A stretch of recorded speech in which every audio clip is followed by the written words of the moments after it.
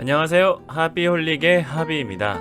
6월 19일 발매를 앞두고 있는 우주명작 라스트오브어스의 속편 라스트오브어스 파트 2의 새로운 게임플레이 영상이 공개되었습니다.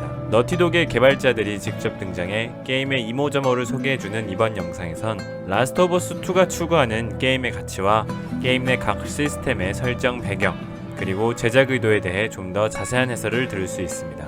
안 그래도 우주명작인데 어떻게 더 바뀌었다는 것일까요? 라우어2에 새롭게 진화된 인사이드게임플레이, 지금 함께 만나보시죠. The gameplay philosophy of The Last of Us Part 2 is putting you in the shoes of Ellie and everything that means. It means giving you a threat constantly, as this world has. It means giving you the hard choices. Because this game takes place in such a hostile universe and our characters are pushed to do really difficult things, we want to put you in alignment with those choices. We want you to understand how hard certain decisions were for these characters, because they're hard for you.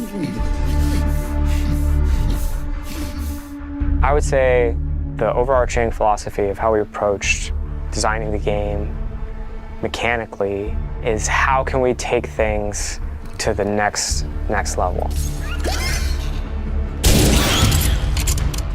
Everything kind of comes out of the story. And how do we do it through systems? So one is you have to feel the pressure of survival. Survive by the skin of my teeth. How do I use all the scrap around me? Any kind of bullet, any kind of rag, any kind of bottle of alcohol. How do we give you that sense of being a survivor in this world?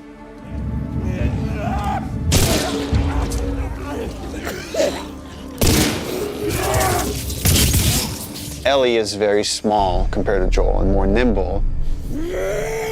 How do we make you feel like you're not the strongest person in the room, but you still should be able to rise to the challenge and survive, you know, a fight with a bunch of people that are all bigger than you? So therefore it meant creating a character and systems and mechanics that allow you to be much more nimble. And that's where we added a jump button. Deal. In the first game we had a clamber button, but not really jumping. And here Ellie can jump. The combat scenarios are much more vertical, where Ellie can use elevation to her advantage. Prone is a huge one. Prone, obviously, it means to lay flat on the ground. Something so simple, again, something that in real life you'd be able to do. Letting the player have access to all their weapons, all the items, crafting, everything while in that position.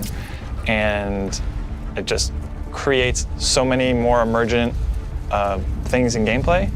Now that we have this other state that the player could be in, which are very low to the ground, how else can we use this other than just hiding in vegetation? We're like, well, there's a lot of man-made things or different structures that have collapsed that allow just enough space for you to crawl under, which means that now, as enemies are looking for you, you can crawl under things and hide, and it's just one more way to assess your environment and use it to Ellie's advantage. Now, because you can hide under things, we made them smarter and gave them the ability to look under things. So while you might hide somewhere and be safe for a while, eventually they're going to start looking under stuff, and if you're hiding under a truck and they spot you, they're going to yank you out and then try to kill you.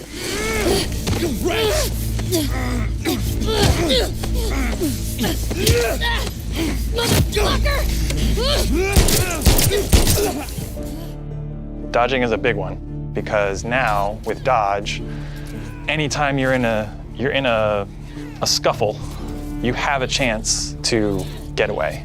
You have a chance to counterattack. It lets escape be an option as well. Sometimes you just gotta run. And that is another part of this world, which is sometimes the threat is so overpowering that you just have to get away. When you are partially hidden, or you're in grass, that means people from afar can't see you, but people from closer can kind of see you. They will eventually acquire you. You're not completely hidden when you're in grass. She went into the grass. Watch yourself. And it makes you as a player become much more aware of your surroundings. Jump, prone, dodge, all these things feed into both exploration and combat, because It lets us expand the space. The size of spaces can be bigger, the intricacy of spaces can be more complex, and it still works exactly as you would expect.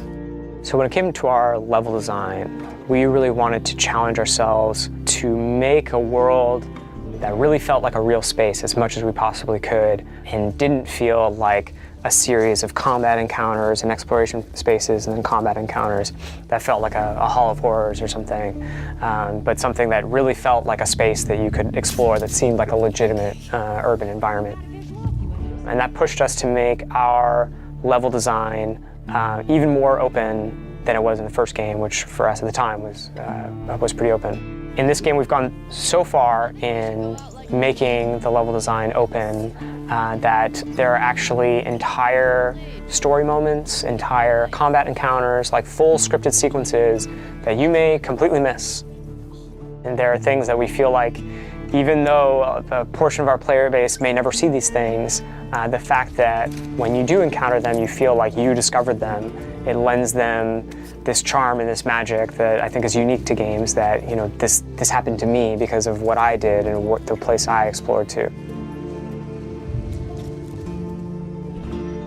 Crafting is very much about a payoff to exploration, meaning that when you enter new spaces, you want to look around for supplies. You want to open drawers and cabinets and look for different things that will allow you to craft either items that can help you heal, items that can help you attack multiple enemies at once, such as the Molotov or the landmine that Ellie can craft. Items that can help augment your weapons, like the silencer for her pistol, or craft new kinds of ammo. It also gives us tons of interesting gameplay choices and overlaps that you can do in any moment and on the fly. We try to be a game that wants you to make a lot of different decisions in combat as possible. And the way that we've expanded the recipe roster and all of the recipes and how they interact with each other is carefully chosen for the different ingredients and making sure that you always have these interesting decisions to make. We put a much stronger emphasis on the importance of the choices you make in the long term for your character. It'll be useful. Through the weapon upgrade system, through the player upgrade system, there aren't enough resources in a single playthrough to fully upgrade your character. The choices that you make, you're going to have to live with, and we wanted to make sure that all of the choices that you made had a really noticeable and tangible effect on the way that you play.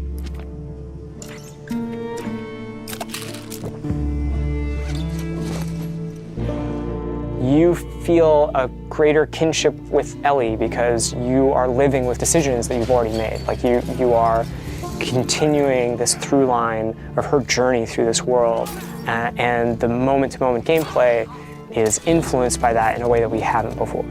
The realization that your choices have these long-term consequences is very much like the nature of the narrative of the game. And I'm happy that the mechanics are supporting that.